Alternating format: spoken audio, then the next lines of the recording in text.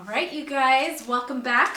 You ready for lesson, 133? I know I am. Please have page 195 ready to go. We will be doing this one and only this side for this lesson. Our next lesson, we'll do the other side, okay? So just 195. All right, this one is about feeding the 5,000. So I'm sure most of you guys are probably really familiar with this story.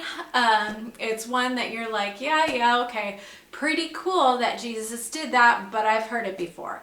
Today, I want you to really focus in on something that maybe you haven't thought about before. Think about Jesus and focus on him during this story. How is he feeling? What is he doing? Notice that something very sad. He just found out some very awful news. But think about how even when he is just heartbroken, devastated, he is still thinking of others. He is still providing and blessing other people. And he is putting them first, which is really the whole story, the whole idea of Jesus Christ is putting others before himself. And that is something, a great example that we should think about and we should follow. Okay, so let's think about this story in that context, okay?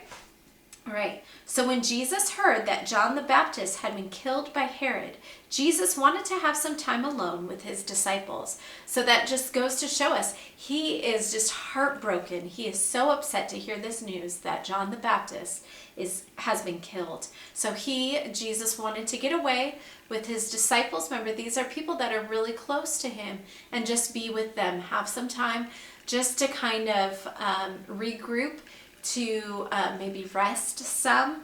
So he's just wanting to go off and be alone with his disciples, okay? So they got into boats and headed out across the Sea of Galilee. People had been following Jesus, trying to hear what he was telling his disciples. Remember, he is in the middle. He is at his, well, not in the middle. He's more at the beginning of his ministry of where he was traveling around with his disciples and spreading the good news. And he, at all of these times, there was starting to get bigger and bigger and bigger crowds, up to 5,000 people at these different sites where he would go and speak. Now, being around that many people all the time, following you all around everywhere, would get really tiring and would take a lot out of someone. So right now, Jesus is just like, I just want to get away.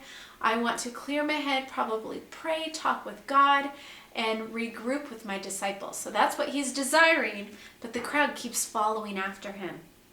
Okay, crowds of people walked along the north shore of the lake and arrived before the boats reached the other side. So him and the disciples went onto a boat to be alone to cross the Sea of Galilee. And as even before they're to the other side of the sea, remember this is a big lake, not truly an ocean, that crowd was already there gathering up, waiting for them. Jesus had sailed away to be by himself, but when he saw the crowds, listen to this, when he saw the crowds, he felt compassion for them. He loved them. He felt for them, okay? These people needed him, and truly they did, and we all do. Jesus got out of the boat and let the people bring their sick friends and relatives to him so that he could heal them. So he put away his desires, and he is now serving once again people who needed him. When evening came, the disciples became worried about the people who were so far away from their homes. Remember, they don't have cars. They are traveling on foot or maybe by horse or donkey or cart, all of these distances away just to see Jesus. They asked Jesus to send the people away so that they could find food. Remember, there's no fast food, there's no grocery stores and things. So the disciples are saying, hey, it's getting late. We need to send these people away so that they can figure out how they're going to eat, what they're going to do. They asked Jesus to send the people away so that they could find food. Jesus told them that the people didn't need to go away. He told the disciples, you give them something to eat. And when he said that, he emphasized the word you, meaning you disciples, you need to give them something to eat. You need to provide for these people who are in need. The disciples looked around for food to feed the people. They were perplexed, meaning confused. They're like, what are we going to do? Once again, there's no grocery stores. There's no supermarkets at the corners of streets. There's no fast food restaurants. What are they going to do? And remember, how many people are there? It's a huge crowd, right? They could find only 5 loaves of bread and 2 fish to bring Jesus. The disciples could see no way that this was enough for 5,000 men, plus many women and children. So that's the 5,000 men aren't even counting the women and children, the families that came with these men.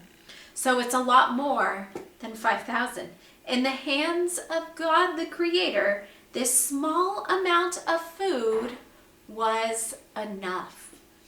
The disciples made the people sit down in groups of 50. So now, kind of math. They're setting them into groups now, sets of 50 people per set. As they took the food from Jesus and gave it to the groups, God, remember, this is the key word, God continually multiplied the food.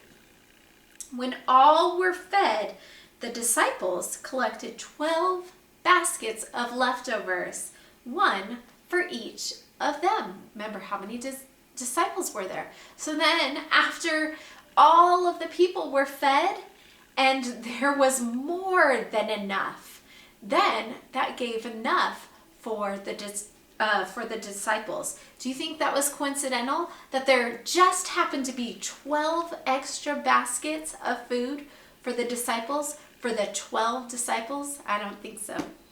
That these disciples would doubt Christ again, but they would later believe so strongly that Jesus was God that they would tell the whole world, and many of them would later lose their lives for the gospel. They knew without a shadow of a doubt that Jesus Christ was the Messiah, was the Son of God, and that he was the only way to salvation.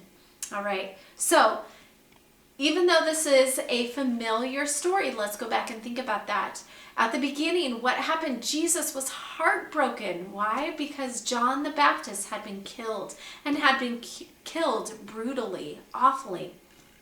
So he wanted to get away with just his disciples to regroup, probably catch his breath, to rest up so that he could then be able to go out and continue his ministry, right? And to serve the people.